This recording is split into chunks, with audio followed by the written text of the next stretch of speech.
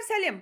Каналға қош келдіңіздер. Қыздар, 2-3 есе болып көтерілмей қоймайтын керемет қамырдың құпиясын айтайын ба? Ондай болса, арнадан алыстамаймыз. Мінекей, кішкентай ғана қоңыраушаны басып қарап отырыңыздар. Мінекей, қазір біз қуырылған шемішкенің дәмі шығып тұратын күнжіт қосылған мынандай бауырсақ пісіретін боламыз. Дәмі керемет күшті, ортасы қуыс. Қыздар, оған не керек? Кеттік ендеше, ең бірінші оған сүт керек, жылы сүт керек. Қыздар, қай нәрседен қанша грамм керек екенін описанияға жазып қоямын, иә? Сосын кейін дрожжи керек, қант керек, ұн керек, уксус керек 9%, бір жұмыртқа керек, сармай, сливочный масло және тұз керек болады. Ең алдымен аламыздағы мына сүтті бір ыдысқа құйып аламыз. Иә, бұл сүт 6% сүт менде. Соны құйып аламыздағы жылы сүт, қыздар. Үлкен қасықпен 2 қасық қант саламыз, жақсылап тұрып араластырамыз. Сосын кейін мына дрожжи, өзіме осы дрожжи ұнайды. Білесіздер ғой мына дрожжи, юва деген дрожжи. Осыны жақсылап тұрып сүтке салып, жаңағы сүттің үстіне қант салдым, и дрожжи салдым. Жақсылап тұрып араластырып, езіп аламыздағы. Сосын кейін через сетка өткізіп, ұнды сеуіп отырып араластырамыз. Міндетті через сетка өткізіңіздер, сол кезде кислород кіреді арасына. Мінекей, жақсылап тұрып, езіп, жаны шығарып тұрып еземіз, қыздар, осылай. Сол кезде мынау әбден кефирдің, айранның несіне барады ғой, қоюлығына. Сол кезде бұның бетін целлофанмен жауып, оның үстінен мына шүберекті жауып, жылы жерге бір 3-4 минутқа қойып қоямыз. Одан кейін оны алып шыққан кезде міне мынау сияқты холодеске ұқсап, осындай болып қою болып қалады. Жаңағы дрожжи мықты дрожжи негізінде. Енді дрожжының бәрі айбат шығар, енді өзім осыны қолданам. Содан кейін мінекей бір үлкен ыдысқа біз өстіп төңкеріп аламыздағы, оның үстіне кішкене ұн сеуіп жібереміздағы, и тұзымызды саламыз тура осы жерде, және жұмыртқамызды саламыз тура осы жерде. Енді осыны араластырамыз. Иә?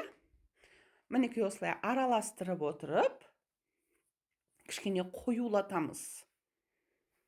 Міне ұнды сеуіп отырып, араластырып, қамыр илейміз. Қамыр кішкене иленіп қою болған кезде, болып қалған кезде, мына сармайымызды саламыз. Иә? Сармайды мен ерткен жоқпын, жібіп тұрды. Сол кезде мінекей сармайымызды салып, тағы да ары қарай қамыр илей бастаймыз.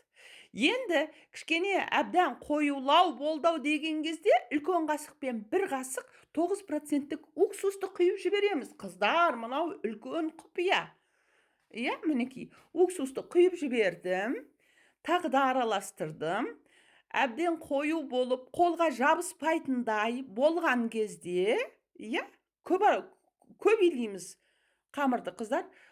Қолға жабыспайды-ау деген кезде аламыздағы ыстық суға қолымызды батырып отырып, осылай қамырдың ортасына су сеуіп отырамыз. Міне, су сепкенде қолымызды батырып отырып, өстіп илейміз. Содан кейін оны бүктейміздағы, мінекей, осы видеодағындай. Бүктейміздағы, тағы да солай қолымызды ыстық суға малып аламыз. Міне, тура осылай 7-10 рет қайталаймыз. Өткенде тағы бір видеомда мен осыны айтып өткен болатынмын. Міндетті түрде осылай жасаңыздар, қыздар. Сонда айбат көтеріледі сіздің қамырыңыз. Мінекей, әбден 7-10 рет мен солай бүктеп, ортасына су септім. Енді басқа ыдыстың ішін майлап алдымдағы шемішкенің майымен, жаңағы қамырымды өстіп дөңгелектеп алып, сол ыдыстың ішіне салдым. Содан кейін қамырдың бетін тағы майладым. Міне тура осылай. Мінекей өстіп майлап жіберіп, целлофановый мешокпен бетін жауып, оның үстінен, қыздар, қамырым жаңа менің қатты болған жоқ. Байқадыңыздар ғой, мен жұмсартып алдым қамырды. Содан кейін оның бетіне қайтадан шүберекті жауып, енді бір жарты сағатқа жылы жерге қойып қоямыз. Тура жарты сағаттан кейін қамырымыз дегенің Как будто бір бұлт сияқты болды ғой, қыздар, бұлт сияқты. Мінекей, осындай болып, 3 есе үлкен болып көтеріледі. Мінекей, тура осындай. Және дәмі қандай керемет күшті, қыздар. Сары май қосылған, жұмыртқа қосылған ішіне, сүтке үйленген ең бастысы. Мінекей, өстіп қамырымыз әбден көтерілген кезде, өстіп екіге бөліп аламыздағы столдың үстіне түсіріп алып. Иә? Содан кейін бір жағын өстіп дөңгелетіп ыңғайлап аламыздағы. Содан кейін оның бір жағын жылы суға малып аламыз. Малып алдықтағы кунжутты тарелкаға салып алып, жайпақ тарелкаға, соның үстіне тағы да осылай кунжуттың үстіне бір рет малып алдық. Сол кезде барлық кунжуттың бәрін өзіне жабыстырып алады біздің қамырымыз. Дәмі керемет күшті ғой, кунжутпен бауырсақ міндетті түрде жасап көріңіздер, қыздар, иә? Оны айтудың керек жоқ, өздеріңіз содан кейін айтасыздар, көресіздер. Қуырылған шемішкенің дәмі дәл бір солай сияқты болып тұрады. Керемет дәмді болады. Енді мінекей ойғышпен осылай оясыз, не болмаса 4 бұрыштық турайсыз оны. Енді өзіңіз білесіз, біздің жақта құдағи бауырсақ дейді, оны 4 бұрышты қылып турайды. Иә? Немесе дөңгелек бауырсақ. Мінекей, енді екіншісін.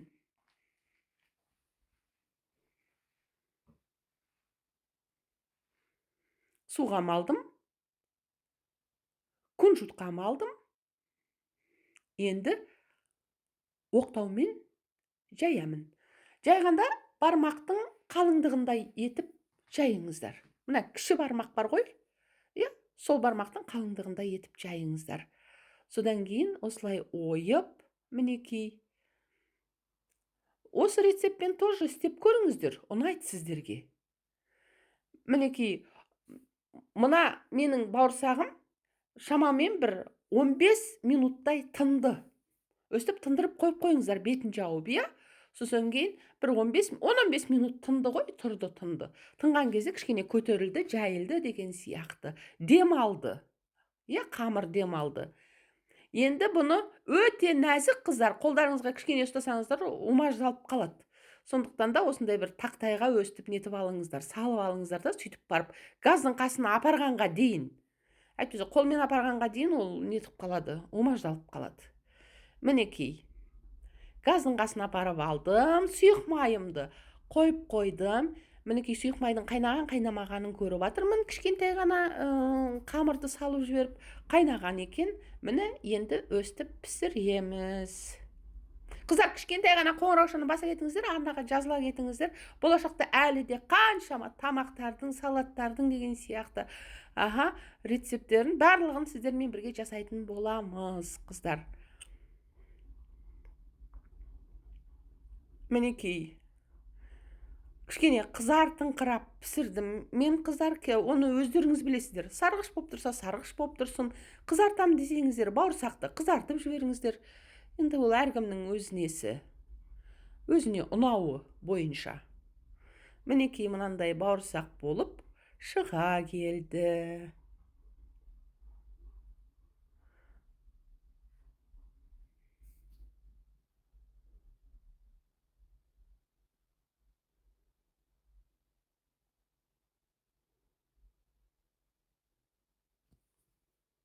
Келесі.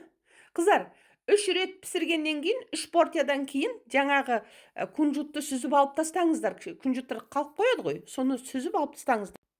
Майдан. Міне, керемет дәмді, керемет әдемі бауырсағымыз дайын болды. Қыздар, арнаға жазылып кішкентай ғана қоңыраушаны баса кетеміз. Аман, сау болыңыздар. Сіздерге әйел бақытын тілеймін. Дендеріңіз сау болсын, қыздар. Пока!